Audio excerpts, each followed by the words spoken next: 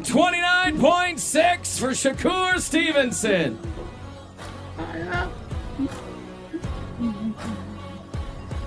So, tomorrow night on regular ESPN, you're going to have Shakur Stevenson defending his WBO 130 This pound. is our main event. 12 rounds for the vacant WBO interim junior lightweight championship of the world.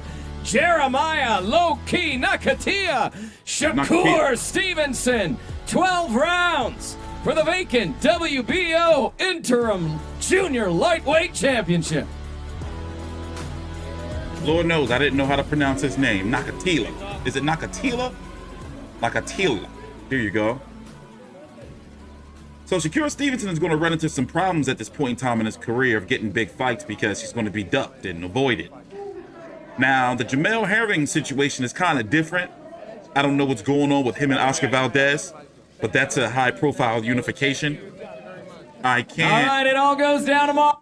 I can't be mad at Jamel Herring for wanting to, pursue that fight before he pursues a fight or defends his title against his mandatory challenger, Shakur Stevenson. So in the meantime, he's staying busy against this guy, Jeremiah Nakathila.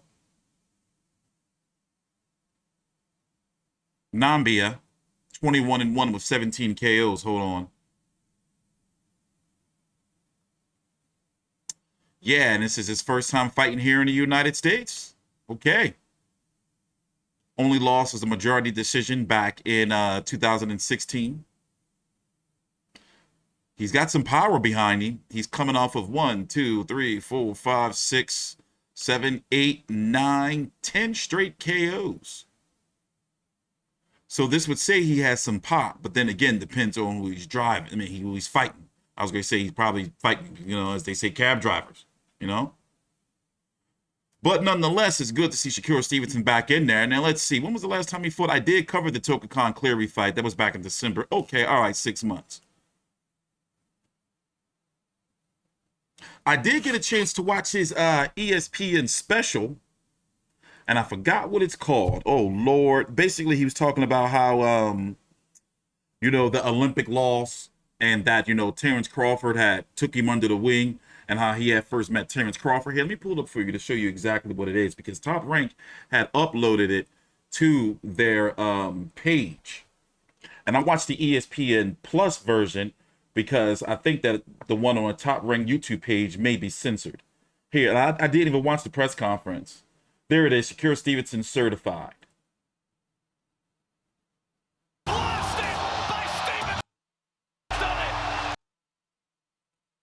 I got a chance to check this out.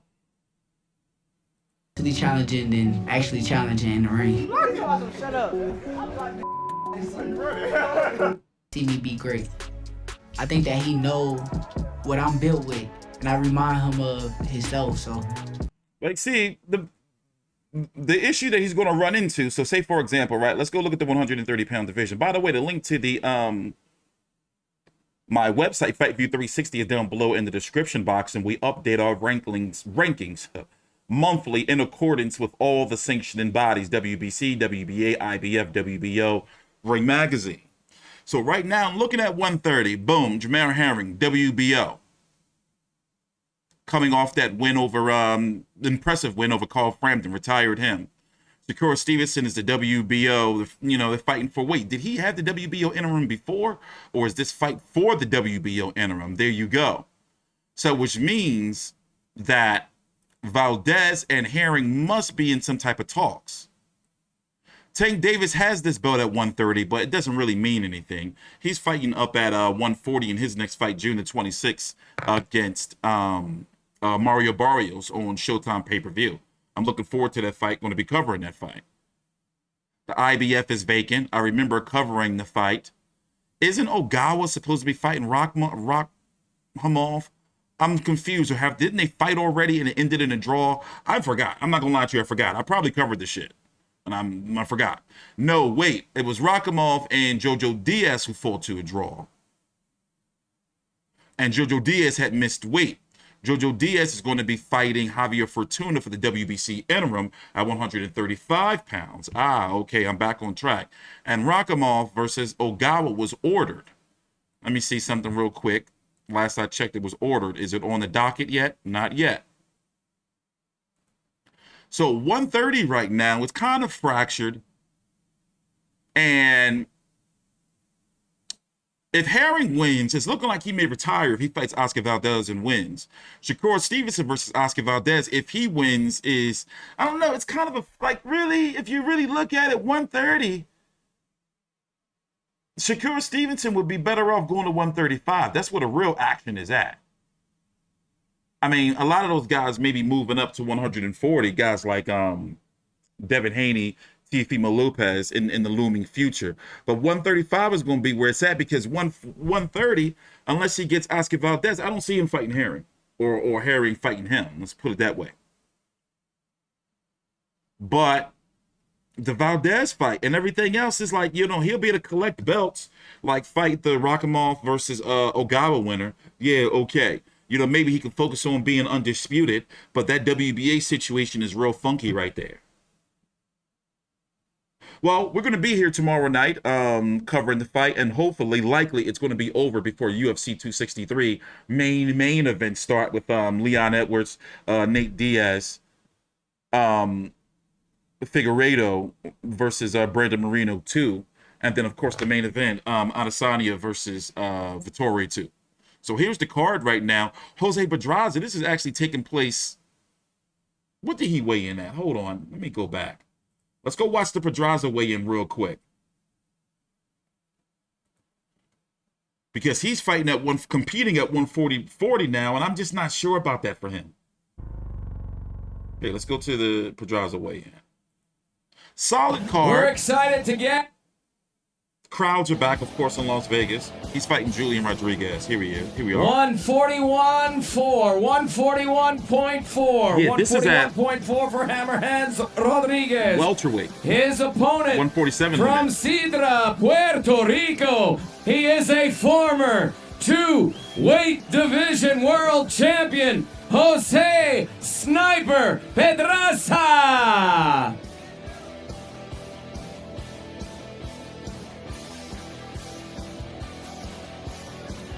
$139.8, 139.8 for the Sniper Pedraza.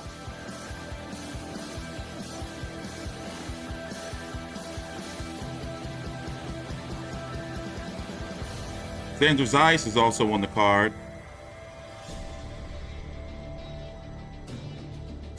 Away from the face-off.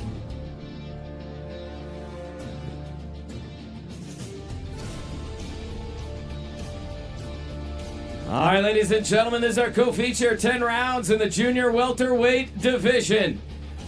From Bergen County, New Jersey, Julian Hammerhands Rodriguez. Obviously on from the top Sidra, rank card. Puerto Rico, Jose Sniper Pedraza.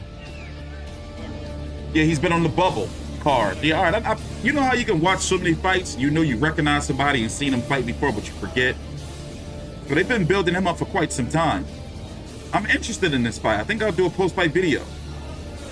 Very busy night for me tomorrow night. I'm actually going to do some food prep.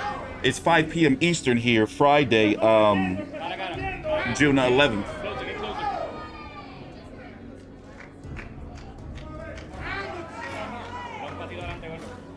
My bad.